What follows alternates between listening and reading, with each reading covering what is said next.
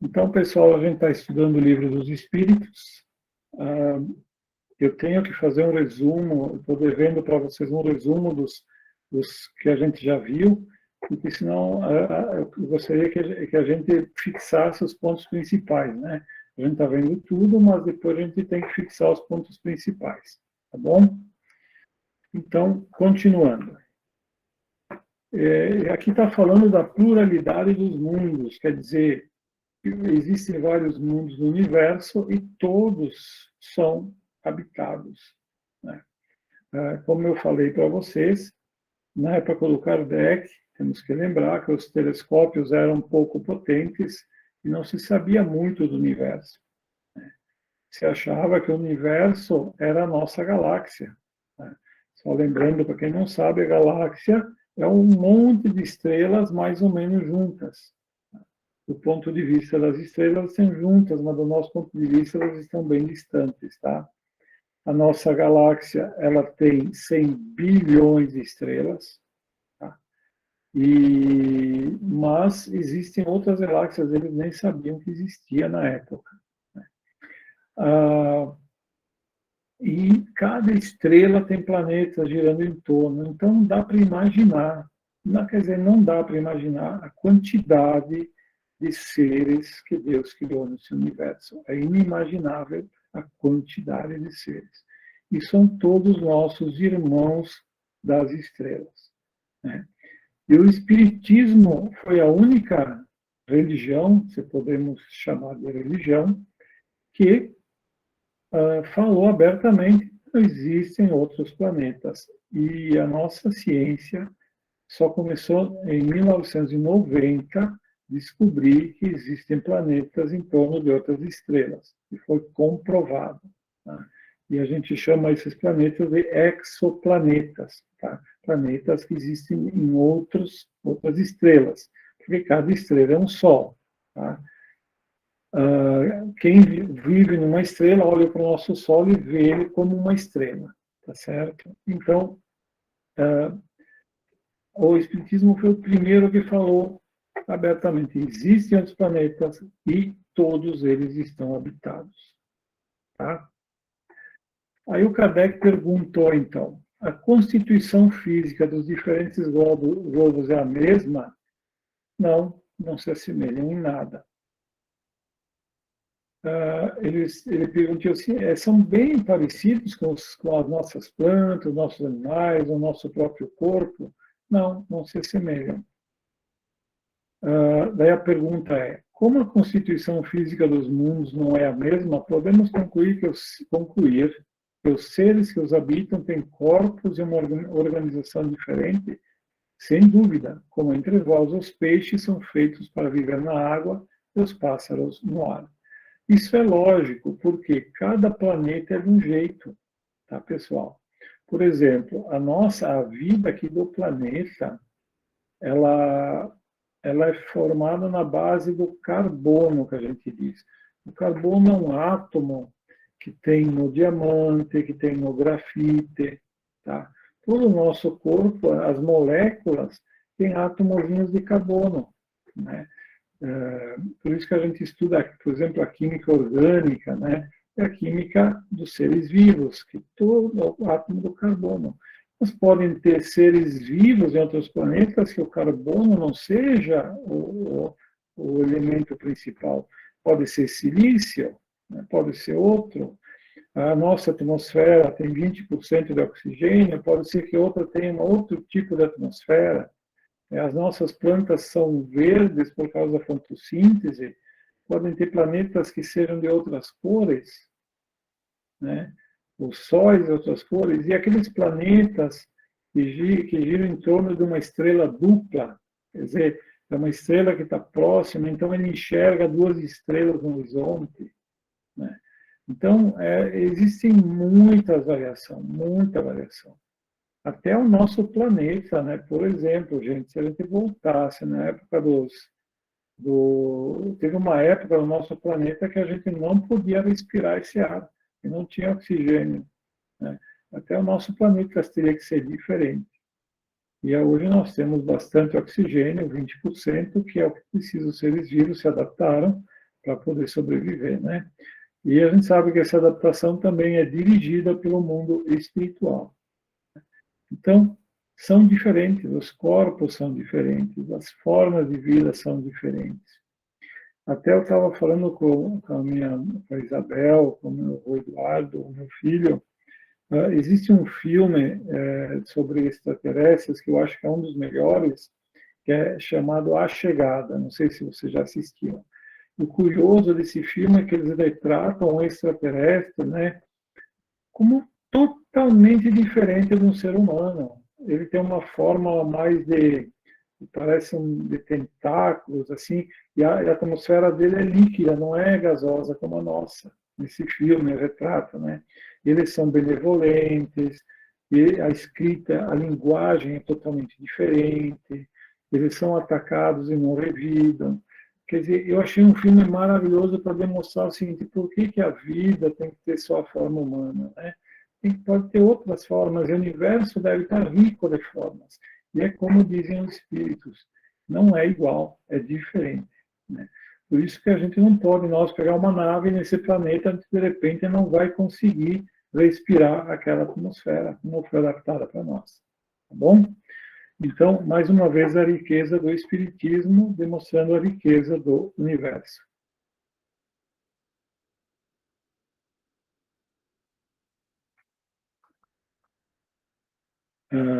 Aí ele pergunta assim: os mundos mais afastados do Sol são privados da luz e do calor, já que o Sol apenas se mostra para eles como a aparência de uma estrela. Não, ele está perguntando, se mostra apenas como a aparência de uma estrela, ele está dizendo assim: ó, o planeta é muito longe do Sol, então não tem calor, né? Porque assim a gente tem que entender que o nosso planeta ele está numa distância tal do Sol que a água seja líquida. Se ela estiver muito próxima, ela vai estar evaporando e não tem como construir os seres vivos. E se ela estivesse mais longe, a água seria toda congelada também e não pode ter vida. Porque no nosso planeta, o lubrificante da vida é a água. Tá? E aí o Espírito responde: acreditais então que não há outras fontes de luz e calor além do Sol? E não considerais o valor e a importância da eletricidade, que em alguns mundos desempenha um papel que vos é desconhecido e muito mais importante do que na Terra? Aliás, já dissemos que seres desse mundo não são nem na mesma matéria, nem os mesmos órgãos dispostos como os vossos. Primeiro, desses mundos que têm menos irradiação solar, os corpos são diferentes, né? E outra coisa é, de fato, existem muitas formas de energia que a gente desconhece, né? E certamente essas civilizações sabem como tirar proveito. A inteligência do espírito, quando está encarnado, ele sempre encontra maneiras de poder sobreviver, né? E isso também ajuda a desenvolver a própria inteligência. Bom, agora vem as considerações do Kardec, então. Pluralidade dos mundos. As condições de existência dos seres que habitam os diferentes mundos devem ser apropriadas ao meio em que vivem. Tem que ser apropriada ao meio que vivem. Se nunca tivéssemos visto peixes, não compreenderíamos que seres pudessem viver na água. E olha só a comparação que ele está dizendo. Se nós nunca tivéssemos visto peixe, a gente, de repente, nem ia acreditar que se alguém dissesse que tem seres que vivem na água, né? A gente ia perguntar como eles respiram na água, né? Então, o Kardec fazendo um comparativo. É assim em outros mundos que contêm, sem dúvida, elementos que não são desconhecidos. Não vemos na Terra longas noites polares iluminadas pela eletricidade das auroras boreais? O que há de impossível em que em certos mundos a eletricidade seja mais abundante do que na Terra e tenha aplicações e funções cujos efeitos não podemos compreender? Esses mundos podem, portanto, conter em si as fontes de calor e de luz necessárias aos seus habitantes. Olha só o que o Kardec está falando, né? E, de fato, a eletricidade, mesmo na época do Kardec, eles nunca imaginaram o que a gente ia poder fazer com a eletricidade, não é? Veja, um exemplo, nós estamos conversando num aparelho eletrônico que usa eletricidade. E na época do Kardec nem se sonhava, nem de perto, que pudesse existir uma tecnologia assim, né?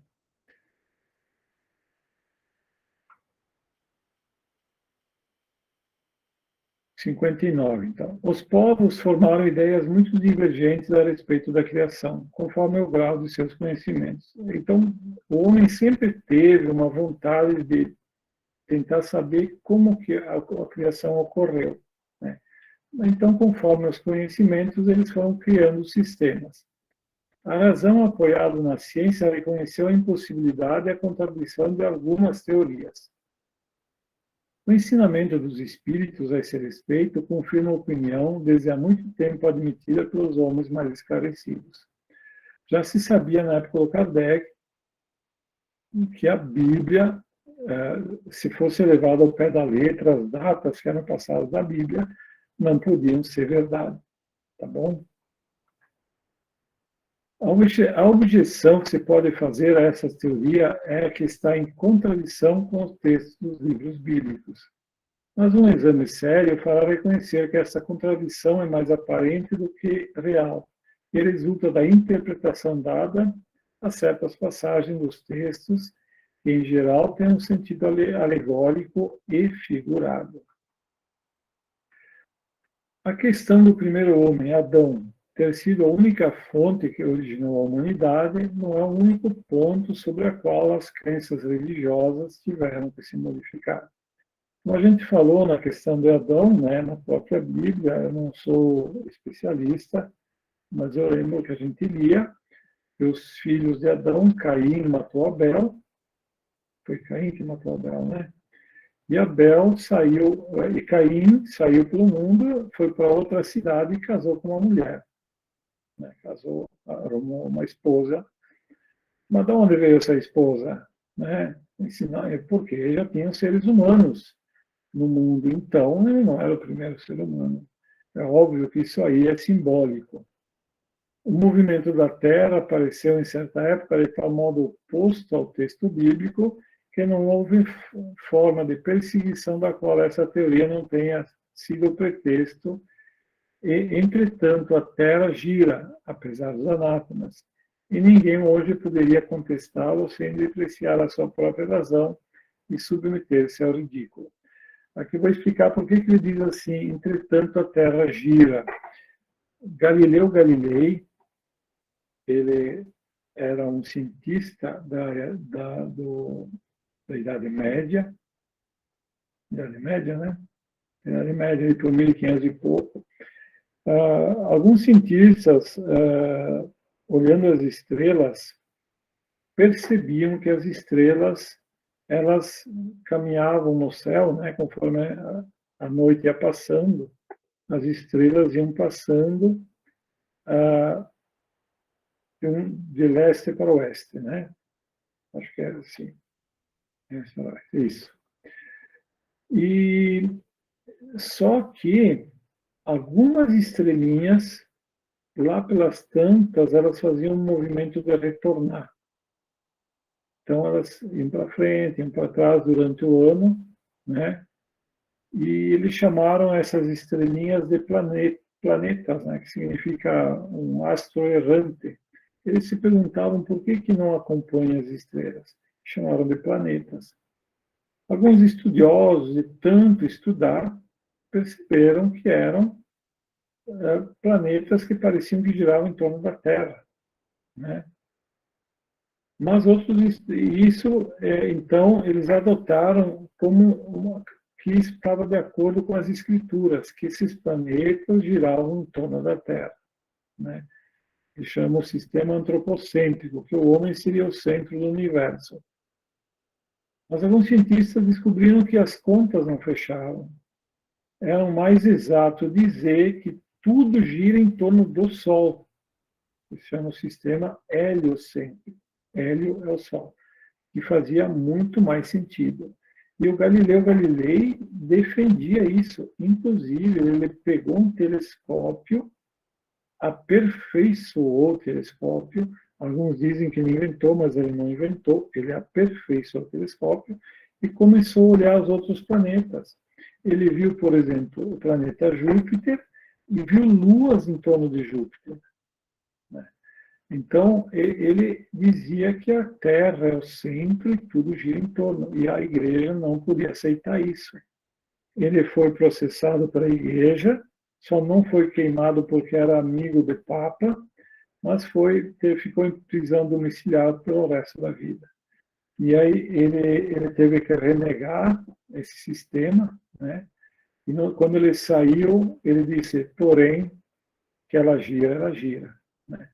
O famoso esse dito dele, ele teve que renunciar, mas ele sempre soube que a Terra gira, porque nessa época a igreja tinha que impor bastante a sua forma de pensar, né?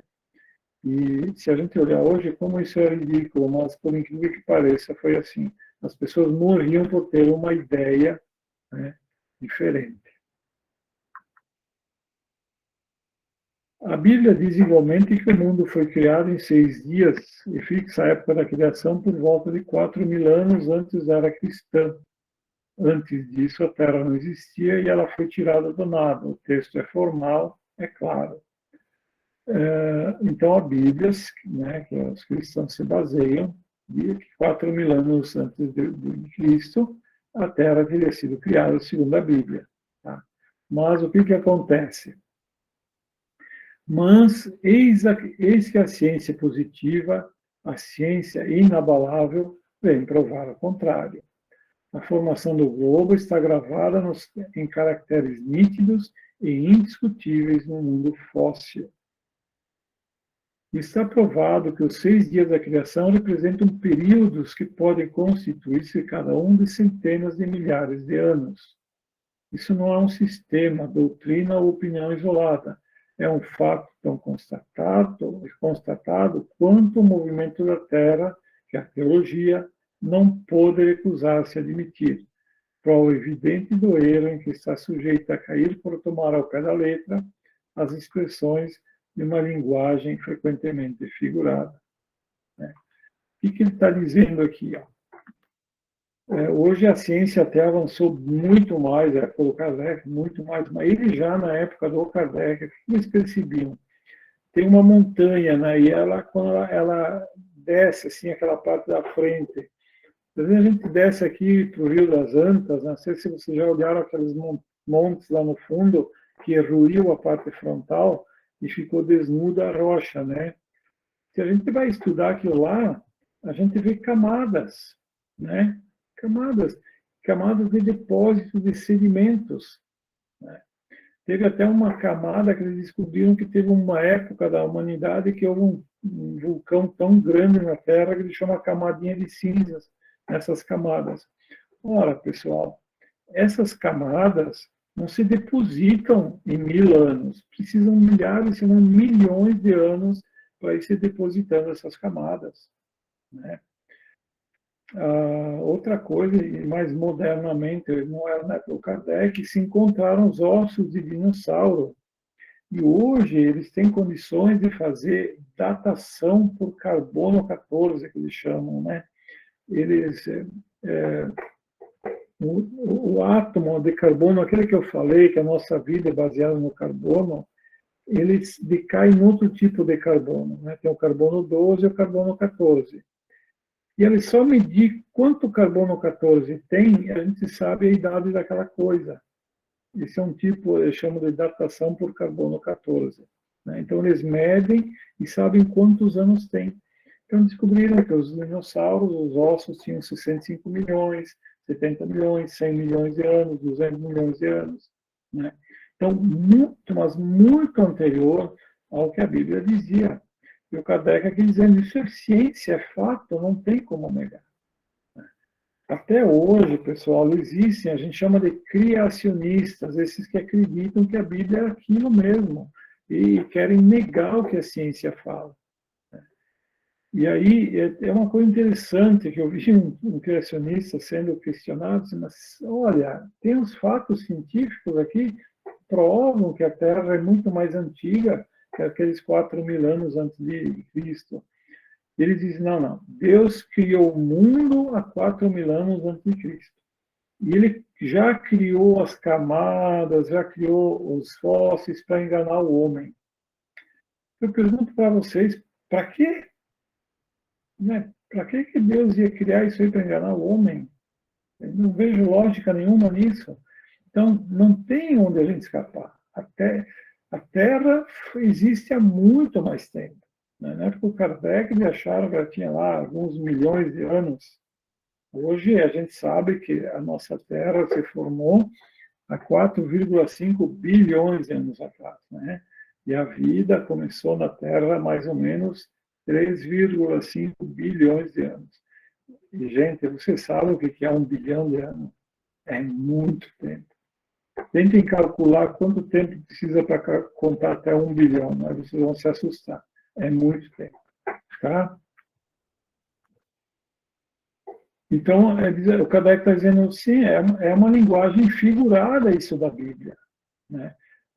Ela também não está totalmente errada, porque a Bíblia diz que o mundo foi criado em fases, e é fato isso. A nossa Terra tem fases de criação. Né? Só que tem que entender o que significa. E o Kardec pergunta, devemos por isso concluir que a Bíblia está errada? Não. Nós podemos concluir que os homens, em muitos pontos, se enganaram ao interpretá-la. A ciência, ao escavar os arquivos da Terra, descobriu a ordem que diferentes seres vivos apareceram na superfície. E essa ordem está de acordo com o que é indicado na Gênese.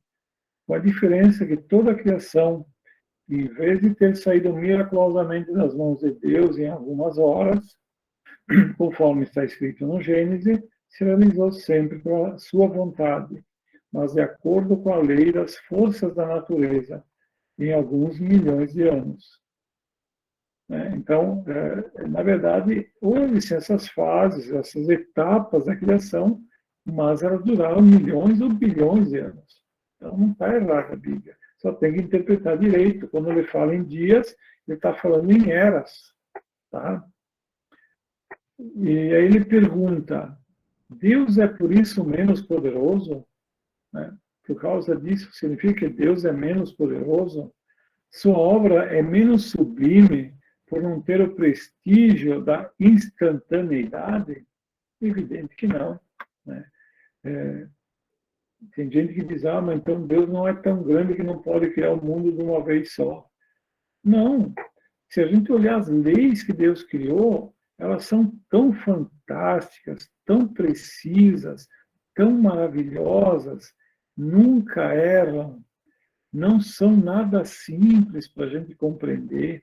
A ciência moderna, que avançou muito, cada vez mais fica abismada com a precisão e a concisão dessas leis.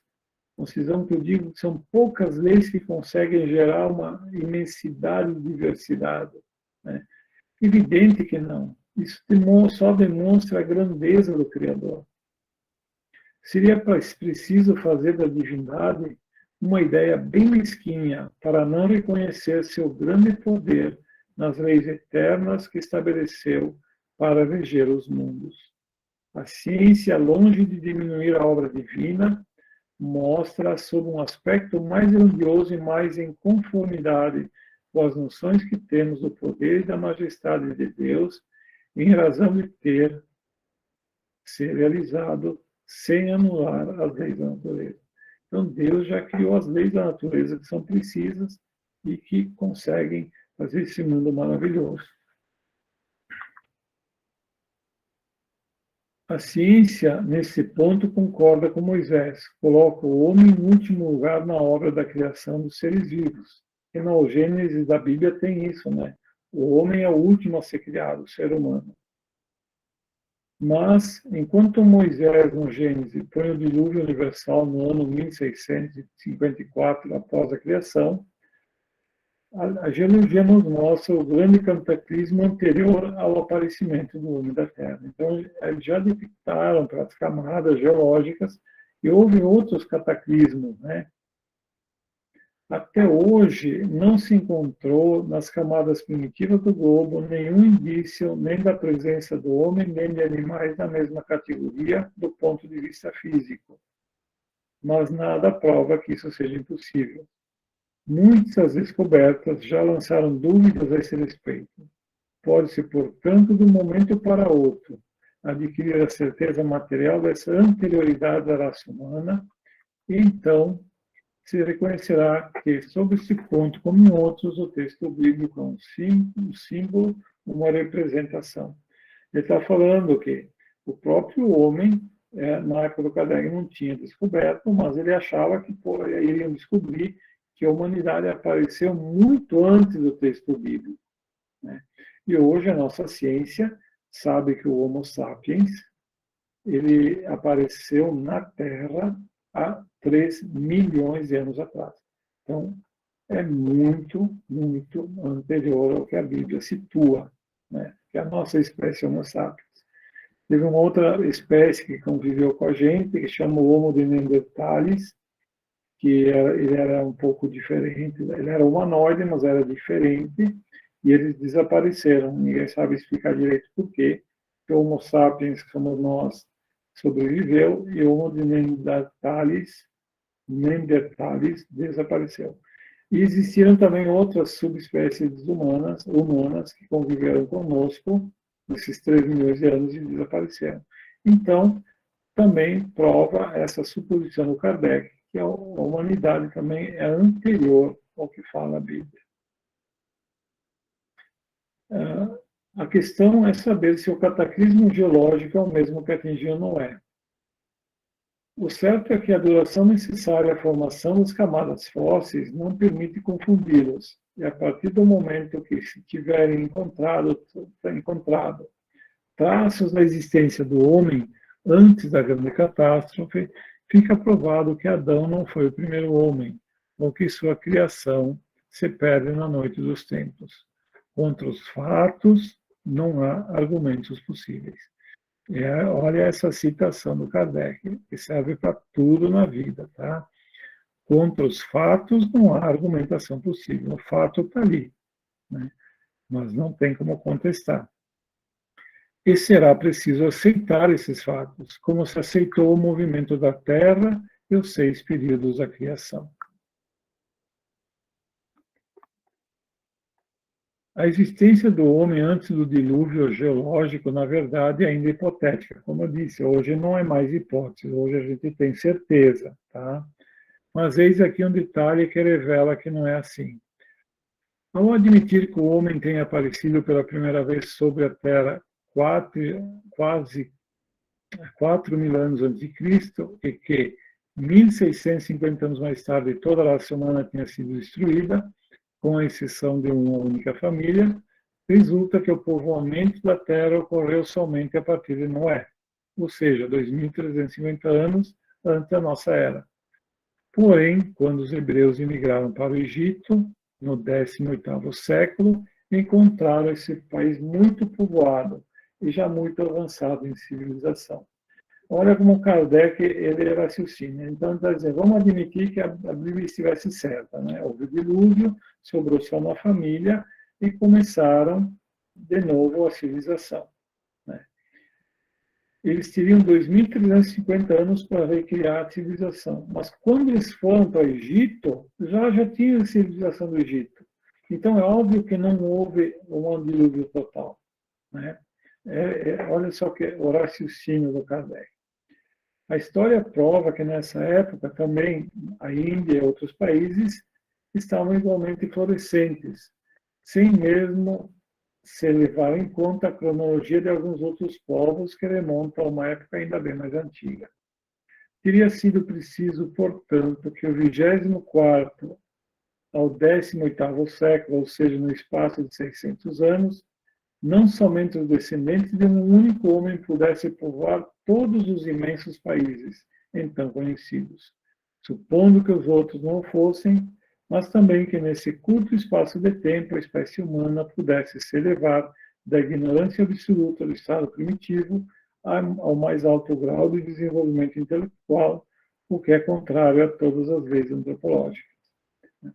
Eu não sei se hoje, talvez o Celso me ajudar, a Igreja Católica leva assim a Bíblia tão ao pé da letra, né? Eu acredito que não, porque tem que evoluir, né? Mas na época do Kardec, não. Na época do Kardec, a igreja era remitente, era isso aí, não se podia nem sequer falar o contrário.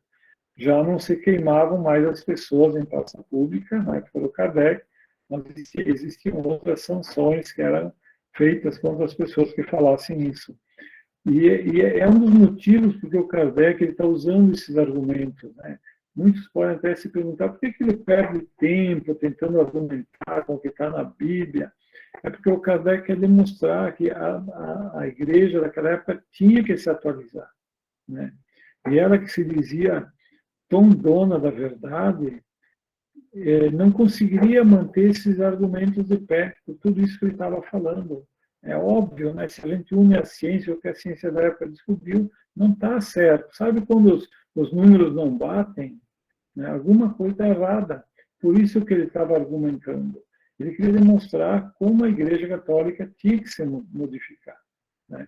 E só tinha um jeito de permanecer cego aos dogmas sectários da Igreja Católica da época, é não pensar, né? Se tu não pensasse, tu poderia até seguir o que a Igreja dizia na época, mas a pessoa que usasse a razão não podia seguir com isso, né?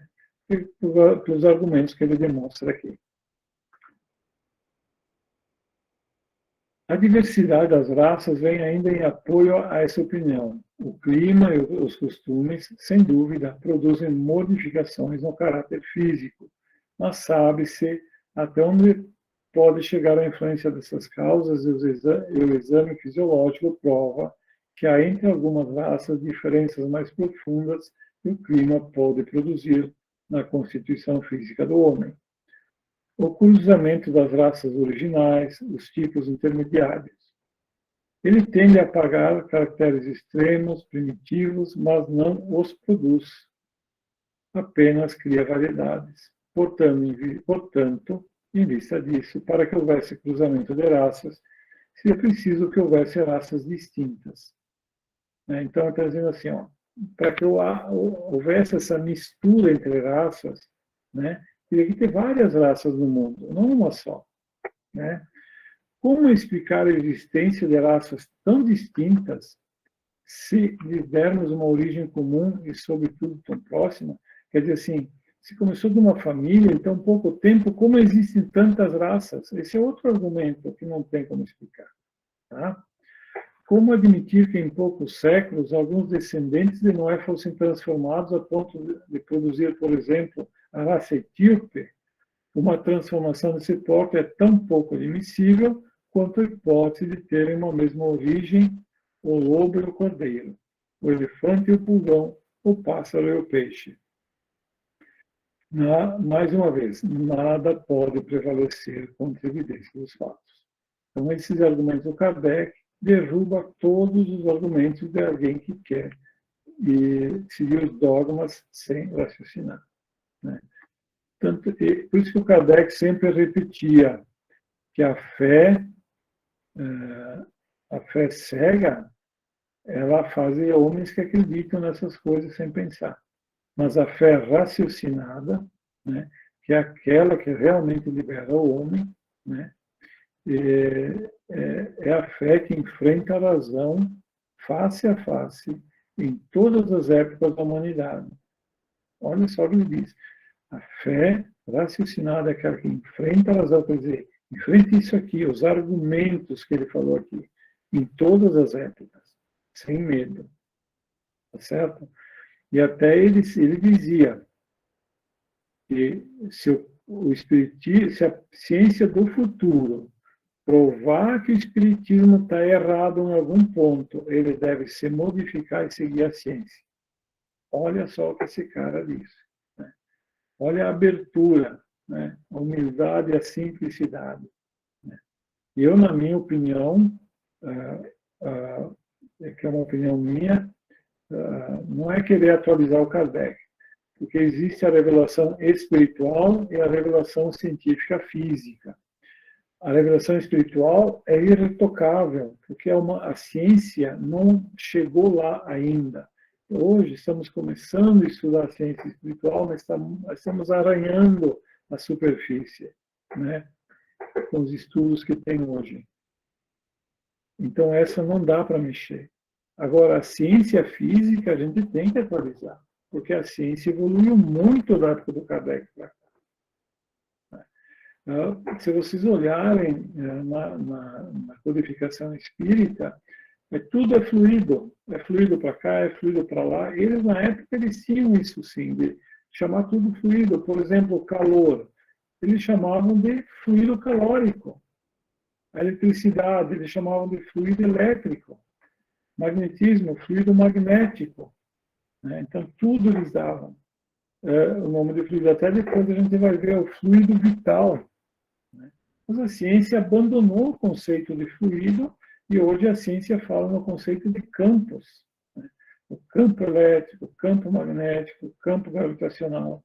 Então, mudou, ela se aperfeiçoou. Hoje o conceito de campo é muito mais justo do que fluido, porque não é uma substância. Tá? Inclusive, isso vem até no espiritismo, porque hoje a gente chama, por exemplo, de fluidoterapia, como quando um passista passa a mão na pessoa, saísse um fluido na mão.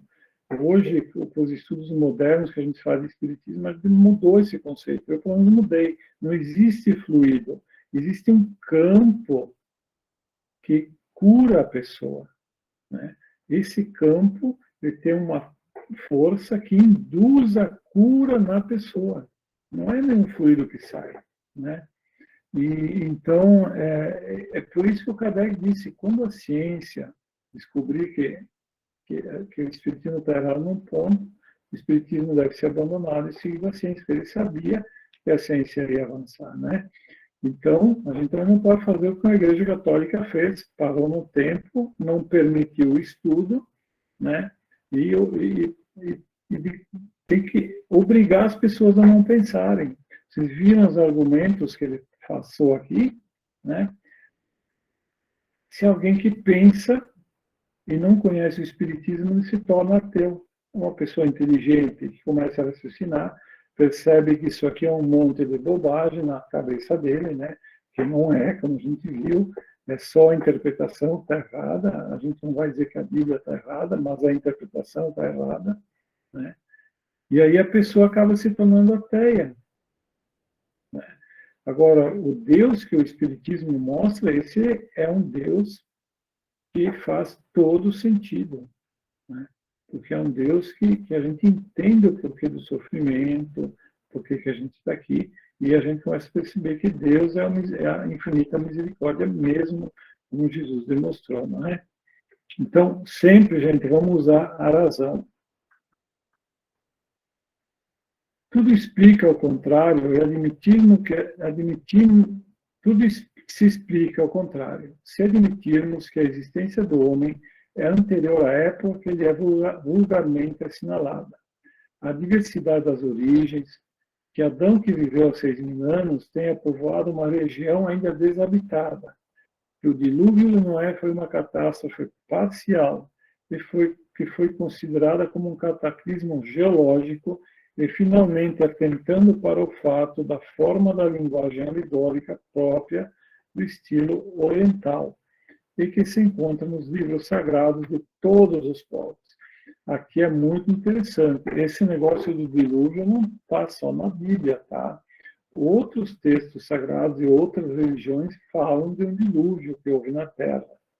Né? Os sumérios, que era uma civilização que desapareceu, também falam de um dilúvio. Agora vamos fugir um pouco do espiritismo, tá? É bom deixar claro, eu gosto dessas pinceladas, mas algumas fontes mediúnicas, por isso que eu falo, não é espírita, tá? Depois a gente volta para o espiritismo. Falam que existiu um continente chamado Atlântida, na nossa Terra. E que esse continente afundou todo no oceano.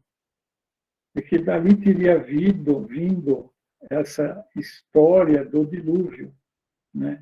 Que é curioso que, vejam bem, aqui nas Américas, que não tinha contato com as civilizações lá da Europa, eles também tinham essa história do dilúvio, né? Então, significa que houve alguma coisa. E eu acredito que foi realmente esse continente de Atlântida que afundou e que originou essa história do dilúvio, que foi um dilúvio, mas não foi em escala mundial, foi localizado. Tá bom? Pode falar, Maria. Complementando aí também para você ali o que a gente está falando, tem o povo da Índia também conta a história de um dilúvio que teve. Eles têm um livro que se chama Bhagavad Gita, que conta que houve um grande dilúvio, mas eles têm os deuses lá que eles acreditam, Krishna, esses deuses assim que eles acreditam que vieram e salvaram o povo e botaram em umas coisas voadoras assim, mas teve o dilúvio também nessa religião das indianas. É isso aí, Maria, é verdade, sim, é isso que eu falei. Então, tem vários locais. Então, significa que deve ter havido uma coisa, né, pessoal?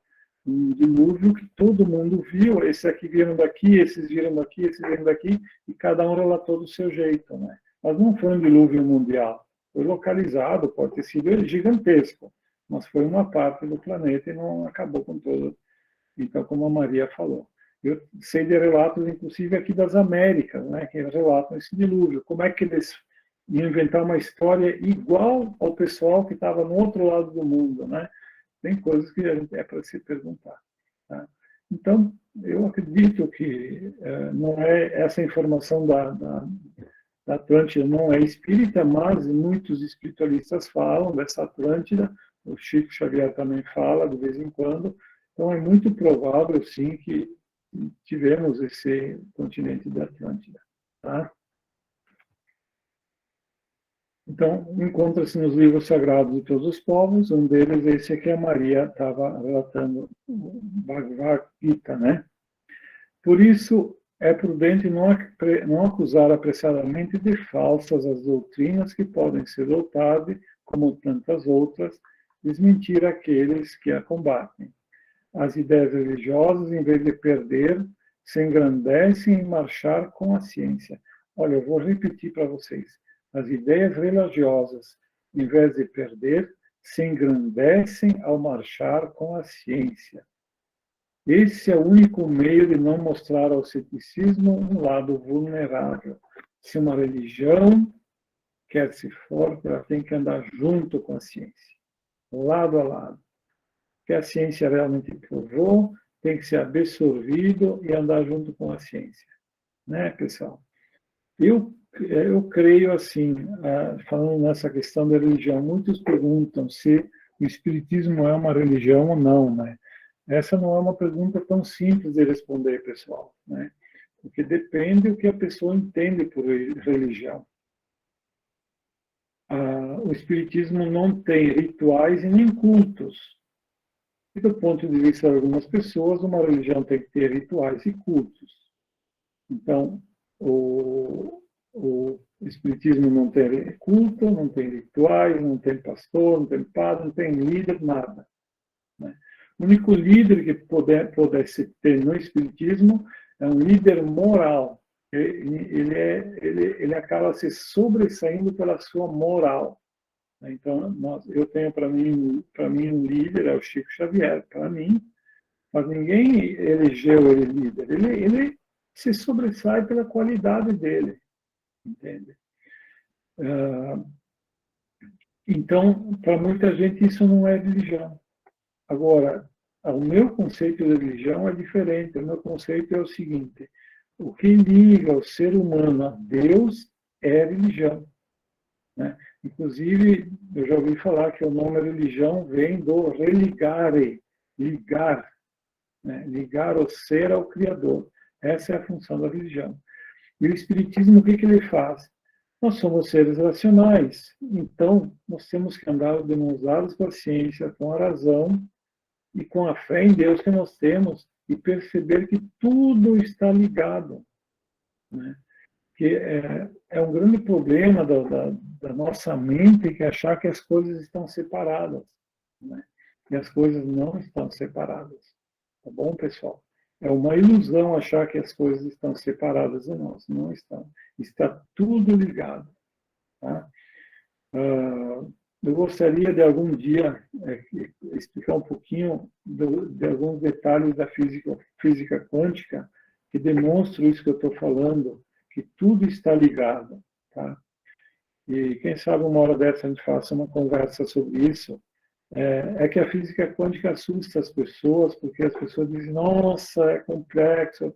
A matemática é complicada, mas o conceito, gente, não é complicado. É simples de entender. Se a gente explicar bem, dá para entender. Eu acho que uma hora dessa a gente pode arriscar fazer um encontro. Tá?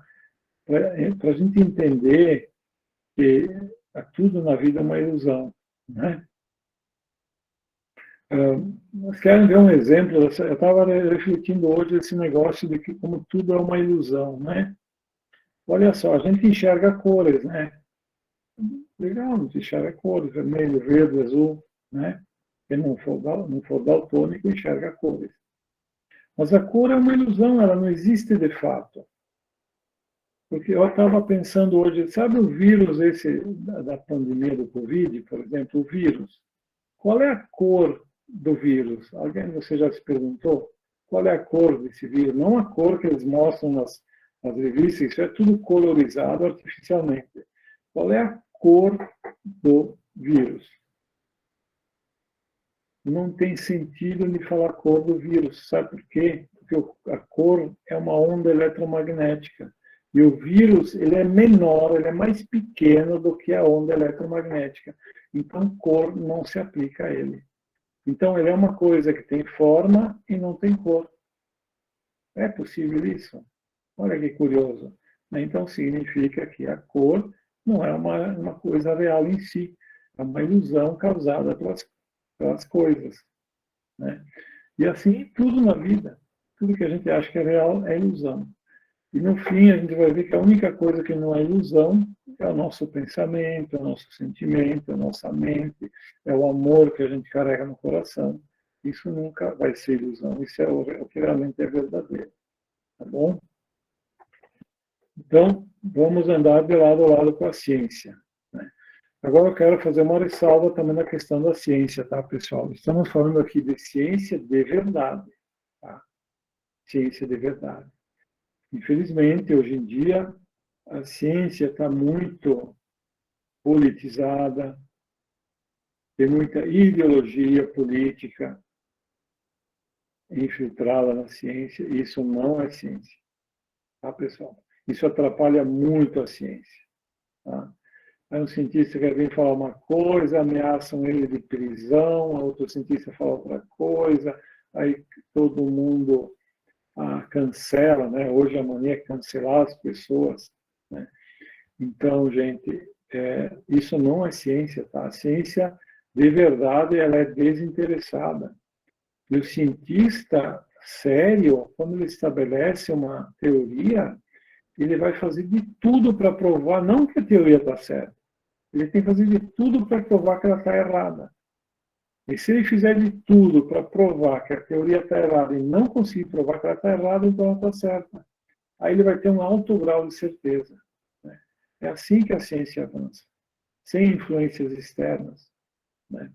E tem também o problema da opinião do cientista. Né? Às vezes não é ciência, às vezes é a opinião do cientista. Então temos que entender bem isso, tá, pessoal?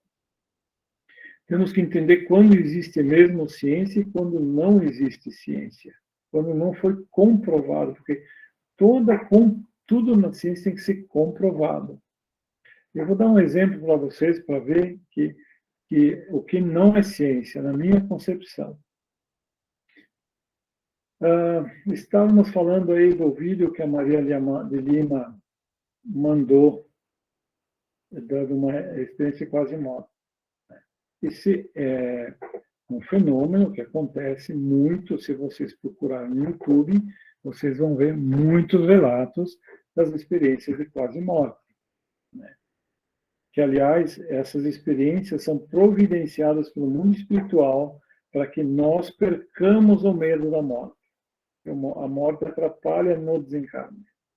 Então, eles querem que a gente perca o medo da morte, manda esses casos de experiência de quase morte, que a gente diz, bom, se ele passou por isso, quando chegar a minha hora, eu também vou passar, né? Também vou ver aquela luz, vou ser amado, como eu me senti muito amado, amparado, né?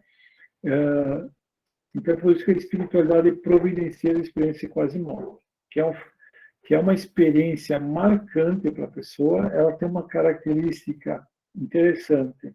Não é um sonho, porque quando nós sonhamos, por mais marcante que seja o sonho, a memória dele vai desvanecendo. Acho que vocês, se vocês observarem bem, vocês levantam de manhã e lembram bem do sonho. Depois, durante as horas da manhã, ele vai meio que apagando, chega no fim do dia, quando no dia seguinte nem mais lembra que sonhou. A experiência quase morte é muito diferente. A memória fica vívida para o resto da vida da pessoa. Ela perde o medo da morte porque ela tem certeza que ela esteve no outro lado, né? Aí vem o cientista materialista e diz assim, não, isso ali é um efeito de um cérebro sem oxigênio. Tá? Isso, gente, não é ciência. É a opinião de um cientista. Porque ele tem que fazer um trabalho científico e fazer uma comprovação e medir a consciência da pessoa, botar no papel, fazer um estudo, fazer uma hipótese, comprovar. Entenderam, gente? É assim que se faz ciência. Não, mas não fazem. Eles dizem, não, pelo meu conhecimento, é a falta de oxigênio no cérebro que gera isso. Isso não é ciência, pessoal, porque não tem trabalho científico nenhum demonstrando isso que ele está falando. Isso que eu falo, não, o Espiritismo tem que andar junto com a verdadeira ciência, não a ciência de opinião do cientista. Nós temos que tomar esse cuidado, tá, pessoal? Temos que tomar esse cuidado. Saber o que é ciência de verdade e o que não é, tá? E quando a ciência for de verdade, a gente deve andar junto, porque contra fatos não há argumentos, tá bom?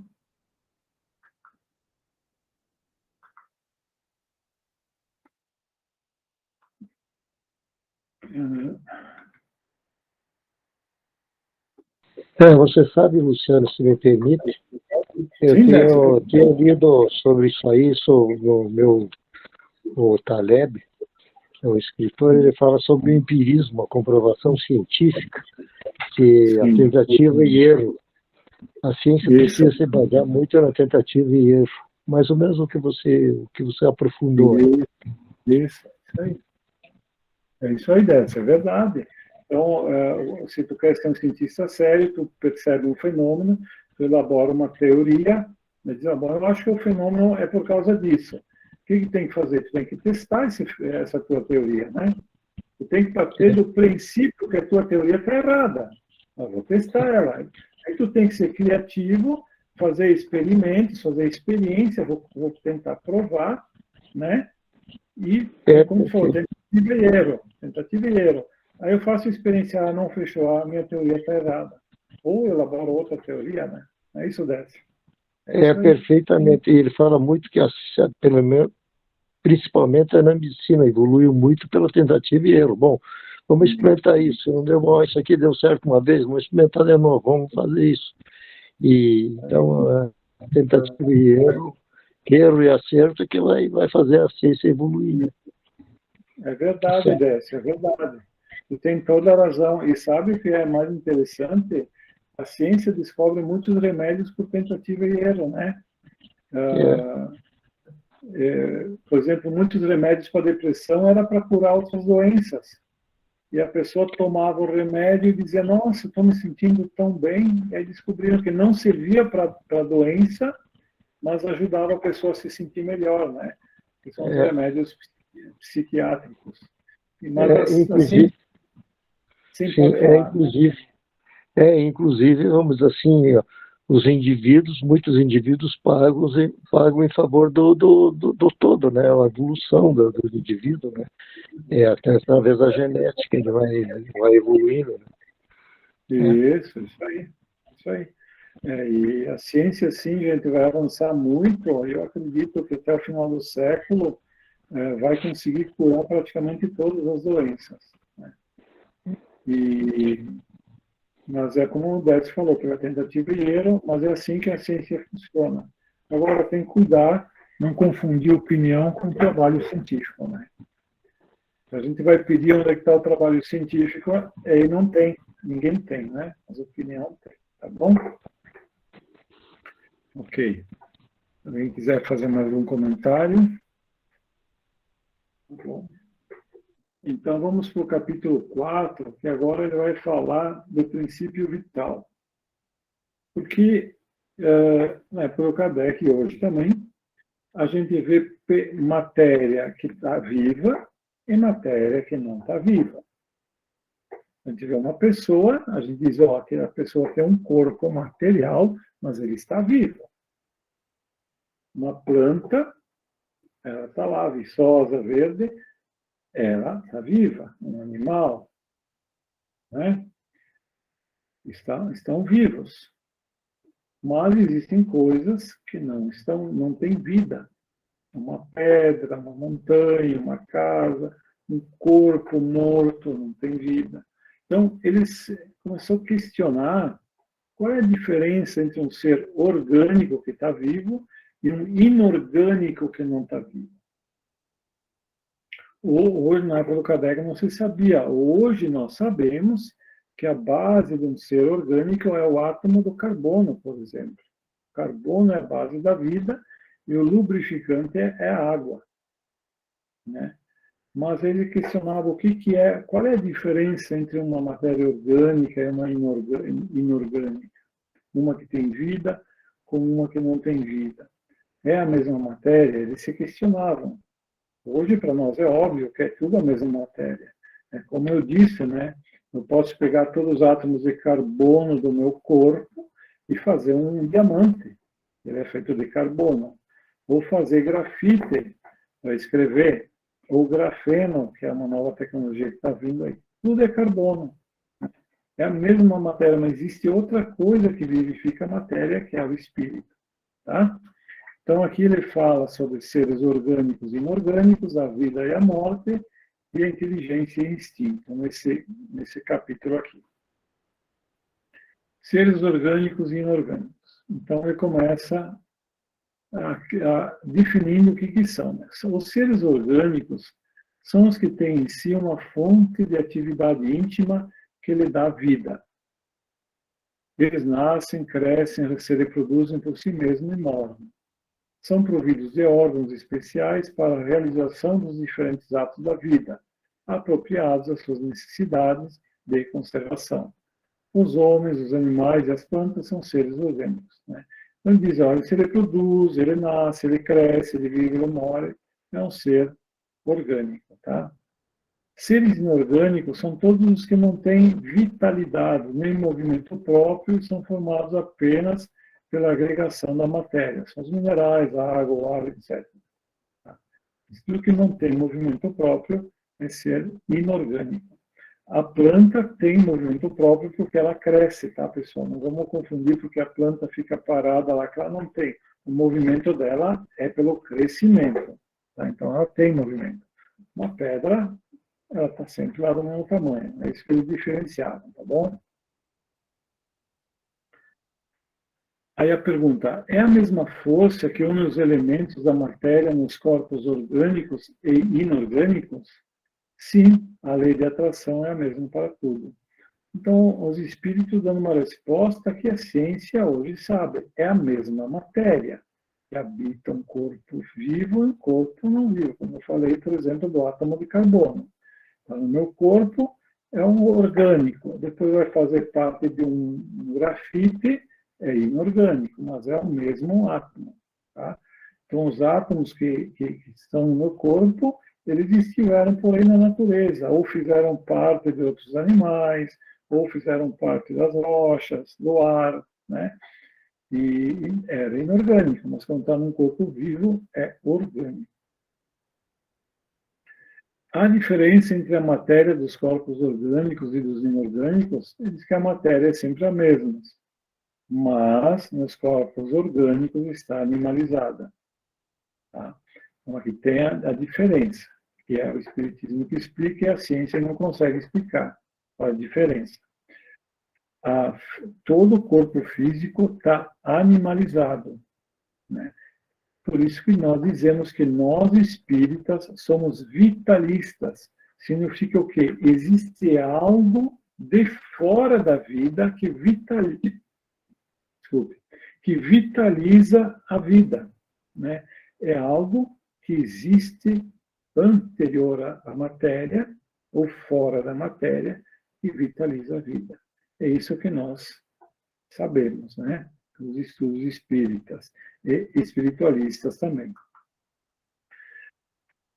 Qual é a causa da animalização da matéria? Sua união com o princípio vital. Então, existe um princípio vital na matéria que, unida com essa coisa que vem de fora, que dá a vida. O princípio vital é um agente particular ou é apenas uma propriedade da matéria organizada? Numa palavra, é um efeito ou uma causa? Aí ele diz que esse princípio vital que tem no mundo é uma e outra. A vida é um efeito produzido pela ação de um agente sobre a matéria. Então, tem algo de fora que age sobre a matéria que causa a vida. Esse agente sem a matéria não é vida. Do mesmo modo que a matéria não pode viver sem esse agente. O princípio vital dá vida a todos os seres que o absorvem e o assimilam. Então, o princípio vital, que eles deram esse nome, é algo que existe no nosso mundo, né, que, através dele, a união do princípio espiritual com o princípio material. Tá? Isso que é o princípio vital. Vimos que o espírito e a matéria são dois elementos constituintes do universo. O princípio vital forma um terceiro? Então, a resposta é, sem dúvida, um dos elementos necessários à constituição do universo. Mas ele mesmo tem sua fonte da matéria universal modificada. É um elemento como para vós o oxigênio e o hidrogênio, que, entretanto, não são elementos primitivos, embora tudo isso proceda do mesmo princípio. Né? Então, vamos entender o que eles estão dizendo aqui. Existe a parte material, existe a parte espiritual. E para unir todos eles, um princípio vital. Tá? Para que possa ocorrer essa união. Tá?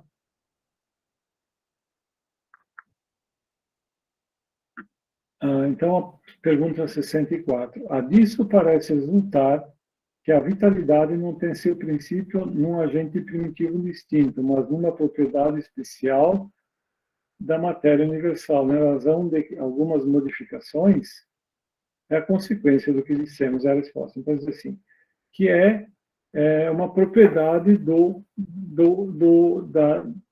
universo, né? Então, na verdade, uma variação da matéria, esse princípio vital. Tá? Temos o espírito, que é o ser inteligente, o princípio vital e o mundo astral, a matéria astral, tudo unido pelo princípio inteligente. Tá? Essa é a explicação que ele está dando. 65. O princípio vital reside em alguns dos corpos que conhecemos. Aí diz, tem a sua fonte no fluido universal. É o que chamais fluido magnético ou fluido elétrico animalizado. Ele é o intermediário, o elo entre o espírito e a matéria. Tá? Então, tem que ter esse elo aqui. Sem esse elo, não há união entre o espírito e a matéria. O princípio vital é o mesmo para todos os seres orgânicos? Então, sim, é o mesmo. Modificado conforme as espécies. É o que lhe dá movimento e atividade, e os distingue da matéria inerte. uma vez que o movimento da matéria não é a vida. A matéria recebe esse movimento e não a dá. Entendeu? Então, que é o mesmo, mas ele tem uma modificação para cada espécie. A vitalidade é um atributo permanente do agente vital ou apenas se desenvolve pelo funcionamento dos órgãos? Apenas se desenvolve com o corpo. Não dissemos que esse agente tem, sem a matéria não é a vida, é preciso a união das duas coisas para produzir vida. Na época, o Kardec ele chamava o princípio vital. Mais adiante, eu quero traçar um paralelo do que se fala hoje disso aí, né? Que é o duplo etérico, essas coisas, tá? Mas isso vamos fazer um paralelo mais adiante. Ectoplasma também, tá? Então, vou fazer porque duplo etérico, ectoplasma, apareceu mais com os livros Chico Xavier, essas denominações, né? Então, é bom agora a gente estudar o que o Kardec estudava, para nós depois tentar traçar um paralelo, tá bom? Pode-se dizer que a vitalidade está em estado latente quando o agente vital não está unido ao corpo? Sim, é isso, né? Ele está lá, não está agindo, enquanto não está unido ao corpo. Então, o Kardec está explicando aqui. O conjunto dos órgãos constitui uma espécie de mecanismo que recebe um estímulo de atividade íntima, o princípio vital que existe neles. O princípio vital é a força motriz dos corpos orgânicos. Ao mesmo tempo que o agente vital estimula os órgãos, a ação deles mantém e desenvolve a atividade do agente vital, quase do mesmo modo como o atrito produz o calor, né? Então, a gente vai vivendo, né, e produzindo esse princípio vital a nossa vida, né, com as vidas da relação. Porque diz assim, que o princípio vital é a força motriz dos corpos orgânicos. Sem esse princípio vital, não teria como o espírito agir na matéria. Tá? Esse conceito de princípio vital é importante para depois a gente estudar a questão dos suicidas, né? Que partem do mundo antes do tempo estipulado. Tá. Vida é morte.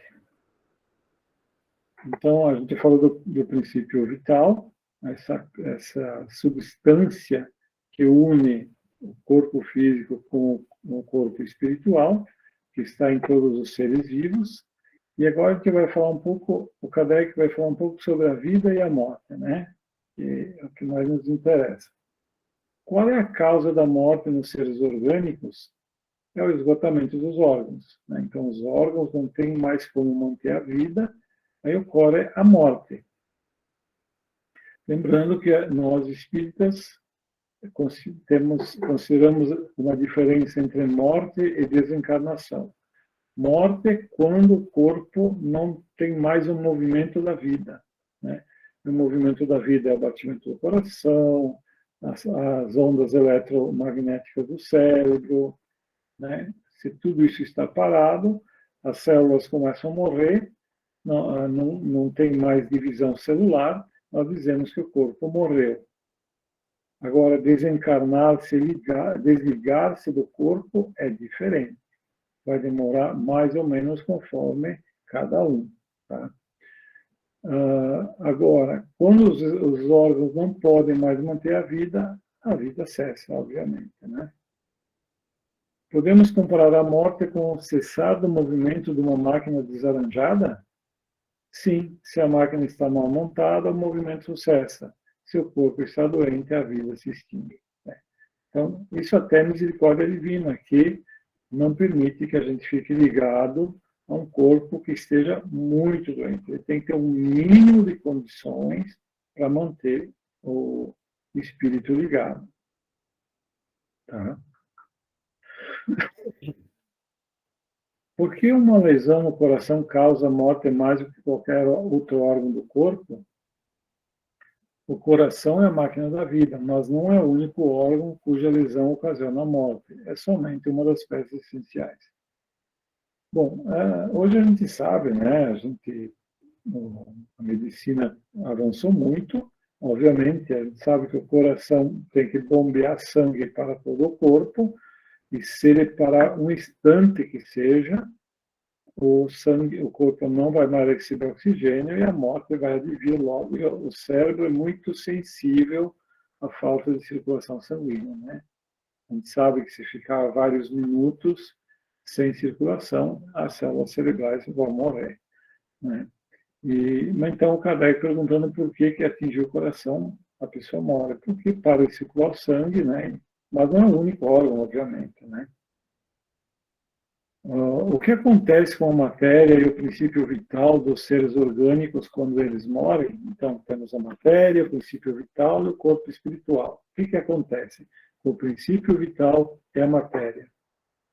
A matéria sem atividade se decompõe e vai formar novos organismos. Como a gente falou, as moléculas do meu corpo, elas estavam em outros organismos, na natureza, né, vieram parar no meu corpo. Quando eu desencarnar, ela vai ser espalhada para a natureza de novo. E o princípio vital retorna à sua origem, à sua fonte. Tá? Então, é uma fonte que mantém a vida, essa união, retorna. Quando o ser orgânico morre, os elementos que o constituem passam a fazer parte de novas combinações e participam na formação de novos seres. Por sua vez, passam a tirar da fonte universal o princípio da vida e da atividade, e absorvem e assimilam para novamente devolver essa fonte quando deixar de existir. E é o ciclo que se repete, né? Então, é um ciclo que se repete. Os órgãos estão, por assim dizer, impregnados de fluido vital, que dá a todas as partes do organismo uma atividade geradora da união entre elas. E, no caso de lesões, reestabelece as funções que estavam momentaneamente danificadas. Né? Mas quando os elementos essenciais ao funcionamento dos órgãos são destruídos ou muito profundamente desarranjados, o fluido vital é incapaz de transmitir o movimento da vida e o ser morre. Então, esse fluido vital, né, que eu acredito que seja, que ele tenha essa evolução de 3,5 bilhões de anos, ele que tem a capacidade de curar o corpo, ele que providencia a cura do corpo, né? A melhoria das doenças. A gente tem condições de melhorar as doenças. Por quê? Por causa que tem esse princípio vital que providencia a cura, né? Que providencia que a gente sare nossas feridas. E então aí a gente começa a compreender que o nosso corpo ele tem uma grande capacidade de se curar, né, pessoal? Então a gente tem que usar isso a nosso favor, né? E só temos que entender como isso funciona para dar oportunidade a essa capacidade do corpo de se curar, para que ele se cure, né? Por exemplo, uma pessoa que está doente, ela tem que descansar, né, para que as energias do corpo possam agir na cura, porque o corpo vai querer se curar, né? Esse é o estado normal do corpo, é a saúde, tá? Mais ou menos por uma ação inevitável e forçosa, os órgãos reagem sobre os outros.